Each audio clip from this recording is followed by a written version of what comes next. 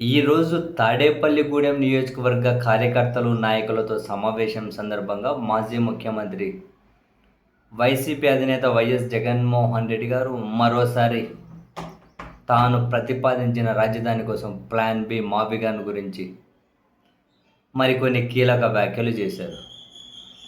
జగన్ గారు సూటిగా సుత్తి లేకుండా చెప్పింది ఏంటంటే, మేము మొదట విశాఖపట్నం అన్నాం, నచ్చలేదు, మీకు నచ్చలేదు అంటున్నారు, రాజధాని మధ్యలో ఉండాలంటున్నారు.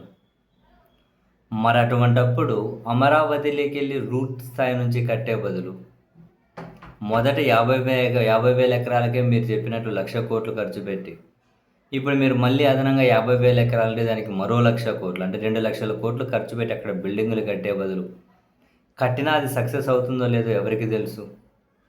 అందుకని చెప్పి ఆడ కట్టే బిల్డింగ్లేవో ఈ మచిలీపట్నం, విజయవాడ, గుంటూరు ఈ కారిడార్ దగ్గర కట్టేయండి. 40 లక్షల మంది జనం రెడీగా ఉంటారు. ఎయిర్పోర్ట్ రెడీగా ఉంది, రైల్వే స్టేషన్ రెడీగా ఉన్నాయి, పోర్టులు రెడీగా ఉన్నాయి, అన్నీ రెడీగా ఉన్నాయి.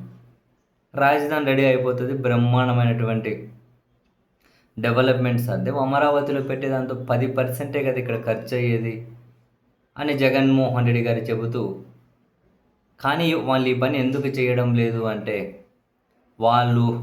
వాళ్ళ బినామీలు దోచుకోవడానికి కాంట్రాక్టుల రూపంలో సాధ్యం కాదు కాబట్టి, రాష్ట్రం ఏమైపోయినా పర్వాలేదు, రాష్ట్రానికి రాజధాని లేకపోయినా పర్వాలేదు, మనకు దోచుకోవడమే ఇంపార్టెంట్ అని చంద్రబాబు నాయుడు గారు వాళ్ళు నమ్ముతూ ఉన్నారు. కాబట్టి వాళ్ళ దోపిడీ కోసమే అమరావతిని కంటిన్యూ చేస్తున్నారు. అమరావతికి మేము వ్యతిరేకం కాదు అంటూనే అక్కడ ఇన్ని లక్షల కోట్లు ఖర్చు పెట్టడం, విపరీతమైన అవినీతి, అది సక్సెస్ అవుతుందో లేదో అది పెద్ద రిస్క్ ఫ్యాక్టర్. అయినా కూడా దాని వెంట ఎందుకు పడుతున్నారు అంటే, కాంట్రాక్టర్ల పేరుతో దోచుకోవడం కోసం అని క్లియర్ కట్గా జగన్మోహన్ రెడ్డి గారు మరోసారి కమెంట్ చేశారు. And at the same time తన పాదయాత్ర గురించి కూడా మరోసారి ఇంకో ఇంపార్టెంట్ కమెంట్ రిపీట్ చేశారు. నా పాదయాత్ర ఈసారి నెక్స్ట్ సంవత్సరం అనుకున్న దానికంటే ముందే స్టార్ట్ అవుతుంది అన్నారు. అనుకున్న దానికంటే పాదయాత్ర ముందే స్టార్ట్ అవుతుంది. చంద్రబాబు నాయుడు గారికి పాదయాత్రలో రోజు ఒక సినిమా, మన వైసీపీ వాళ్ళు చంద్రబాబుకు రోజు సినిమా చూపెడతారు చంద్రబాబు గారికి పాదయాత్ర స్టార్ట్ అవ్వగానే అని. సో మరోసారి కూడా మరి కీలకమైన కమెంట్స్ చేశారు.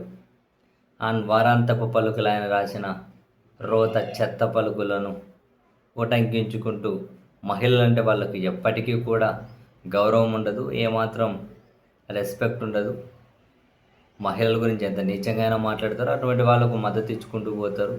ఇప్పుడు తాజాగా ఈ పత్రిక ముసుగులో, టీవీ ఛానల్ ముసుగులో ఆయన కూసిన కూతలు చూసాం, జనసేన ఎమ్మెల్యే వ్యవహారం చూసాం, మధ్యలో టీడీపీ ఎమ్మెల్యే వ్యవహారం చూసాం, జనసేన నేతలు పోలీసులు లాఠీలు తీసుకుని మహిళలను కొడుతున్నది చూసాం, ఒక మినిస్టర్ పిఎల విషయాలు చూసాం. పైగా బాధితుల మీద కేసులు పెడతారు, కొడతారు. వాళ్ళకి అటువంటి ధ్యాస ఏమీ ఉండదు, మహిళలంటే గౌరవం ఏమీ ఉండదు. వాళ్ళకున్న లక్షణాన్ని వాళ్ళు మరోసారి నిరూపించుకున్నారు అంతే ఈ వీకెండ్ కమెంట్స్ రూపంలో అని జగన్మోహన్ రెడ్డి గారు దాని మీద కూడా స్పందించారు. అండ్ మన హయాంలో మొత్తం కలిపి 3,30,000 కోట్లు అప్పు చేస్తే అందులో 2,75,000 కోట్లు డైరెక్ట్గా ప్రజల అకౌంట్లకే పంపించాం.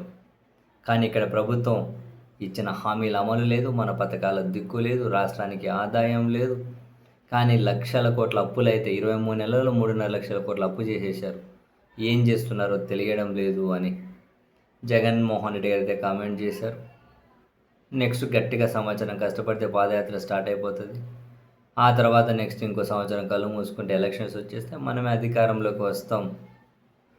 ఈసారి జగన్ 2.0 ఖచ్చితంగా చూస్తారు అని చెప్పి వాళ్ళ కార్యకర్తలను ఉద్దేశించి కీలకమైన కమెంట్స్ అయితే చేశారు.